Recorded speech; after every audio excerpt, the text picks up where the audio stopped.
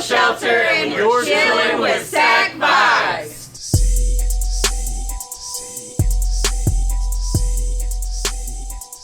Hello everybody, welcome to Sac Vibes. I'm Danielle, one of your co-hosts for today, and we are here live at the Front Street Animal Shelter.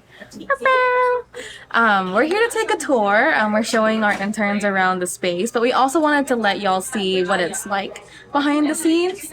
And so please enjoy. So if you go outside, they have different buildings that have like the dogs, the cats. I think they have multiple dog buildings, but you're all still cute, so y'all should come adopt and help free space, but also give a nice home to these little babies.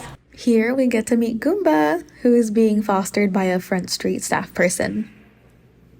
So you're appending, huh? Yes, I'm fostering her, so. Nice. How long is Goomba with you? Beginning of September is when I got her. Oh, okay. She had an old fracture on her front left that's been healing. Oh, Goomba. Goomba. How old is Goomba? She's 11 months. Yeah. I know, what? No, you want that dog, huh? Don't take it. It's pending already. I know. Is there a bird in there? Bird. Parakeet. Hey, birdie. Greg almost took home this bird. He was worried his dog Rambo would eat him, so he didn't. Our tour guides arrive and the tour begins. Here is our guides for the day. Kathy Garcia, I'm with the Animal Wellbeing Commission and a volunteer here. My name's Craig Hall. I'm the Chief Animal Services Officer for Front Street, City of Sacramento Animal Services. With us on the tour is Greg, Alicia, and Antoinette and Terrell, two of our youth interns from the Youth Service Corps project. First stop, the cat intake room. Our cat intake room is right there. Those are for stray cats that come in. We'll vaccinate, microchip, put on flea, tick medicine. They get weighed. They get a quick evaluation. Every animal that comes in gets, we do like an assessment for each animal. And then they pick a pass. So all these cats you'll see are ones that have gone through the intake and are either waiting their stray hold period to become available or they're available for adoption. So some of them, if they're not heavy enough, they go into a foster to get that weight on them. And then once they gain enough weight, then we'll bring them back in, spay or neuter, and then make them available. How are you with your name? But October got He's a little guy right there, huh? Yeah. Oh my gosh. This is a 6-month-old right here, so this can only be like 2-3 months. 2-3 months for that one? Yeah. Oh, that's 6 months right here. Yeah. You're like a teenager almost. Yeah, that's Morgan. She's very sassy. Sassy Morgan. But very touchy. She's a cat. She's burping the baby. That's it. yeah. She's. Alicia, what have you done? What have you done? Want the paperwork? Do you want the paperwork? Is everyone speaking to you? Yeah. Uh-oh. It's the eyes. Not the playful spirit? Right. Really like the resilience. I got this tail has a story. Like that's what's All the information on it. I haven't seen it. dogs might get me too. Uh-oh. yeah. Dogs really get me. We gotta keep an eye on you too. Make sure you don't walk away Yes. too many animals. I've seen that, but Okay. Two pets, two I just field pets. service. Your face, no. Have access to. Let's see. We have the new. We have 3 different adoption areas that are available to the public. So what they'll do is they'll walk through like the adoption words are now A, B, and C. We renamed them recently. Got new signage to make it easier. And then if somebody sees a dog that they're interested in, they just ask to do a meet and greet. And then we have staff or volunteers facilitate a meet and greet. They'll come out here and spend time in the yard where the person can actually like meet the dog and get to see their personality outside of the kennel setting.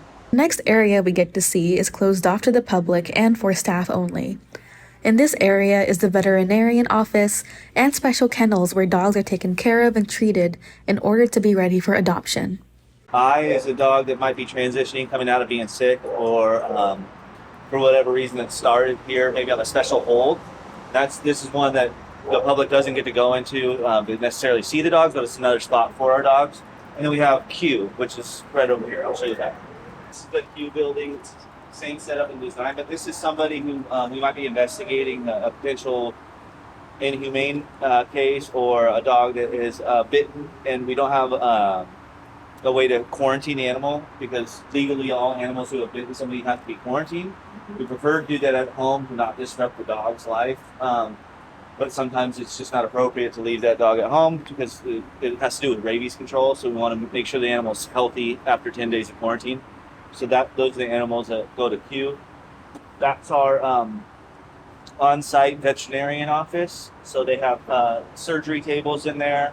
They do emergent surgeries. Today we had a dog brought in that was hit by a car, and so they rushed it in there. And they can do all kinds of diagnostic work and see what the problem is, and then come up with a game plan. Okay, so these are all the patients here. These are all the patients here. Oh, they're great. They're under us. they're coming off of their sedation, huh? We have a individual who runs the foster dog program and the foster cat program. This is their office. Our foster team is super important because there's a lot of different reasons the animal may need to be on foster. It's generally we're waiting to get it medically cleared or of appropriate age to be able to spay and neuter it. So having a foster system allows us to make sure the animal's safe while we get it through that time period. And then what we'll do is we'll take the animal back in and alter it, and then make it available for adoption, or finish it off its medicine that it's taking, and then when it's feeling better, we can then take it back in and then make it available. So the foster program is crucial to our success with adoptions.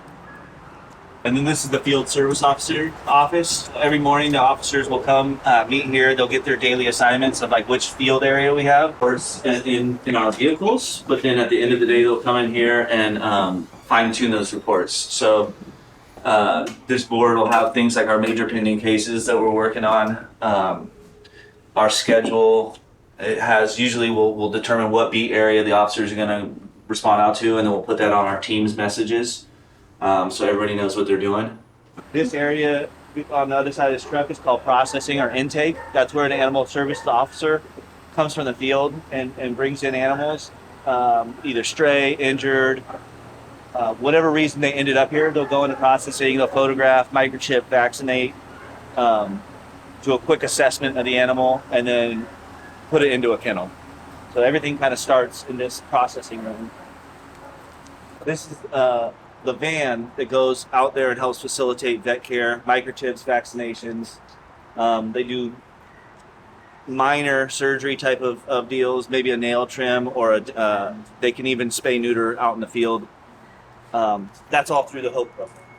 So it's the van and the 2 explorers, and then we have a pretty robust spay neuter program.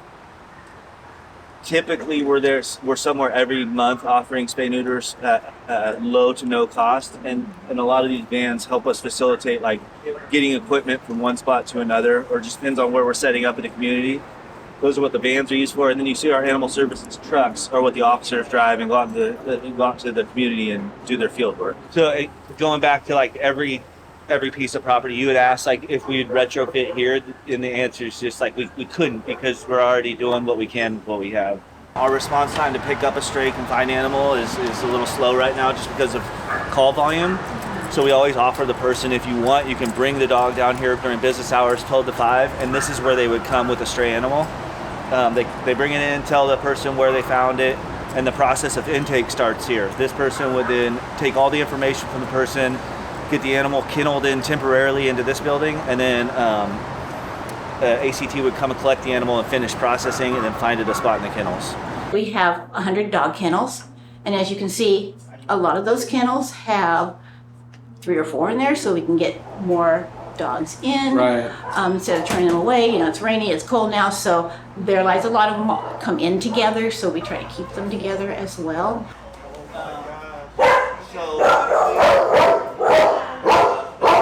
Difficult to adopt. Hi, buddy.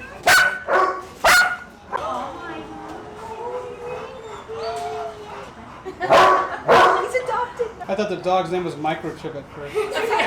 Okay, and that is Front Street Animal Shelter. Thanks so much for coming on the tour with us. And if you're interested in adopting or fostering any of these beautiful animals, feel free to visit the link that we're going to put in the video and in the description. Or for our listeners, you can look up Front Street Animal Shelter on the internet. Thank you so much, and we hope to vibe with you soon. Follow us on Instagram, Spotify, YouTube, whatever I'm missing.